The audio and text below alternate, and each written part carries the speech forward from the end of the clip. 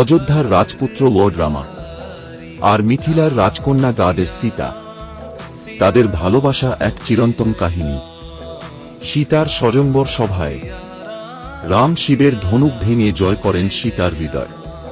সেই মুহূর্ত থেকেই শুরু হয় তাদের পবিত্র সম্পর্ক। বিবাহের পর সুখের জীবন, কিন্তু হঠাৎই আসে বনবাস। কঠিন সেই সময়েও সীতা কখনো রামের পাশে ছাড়েননি।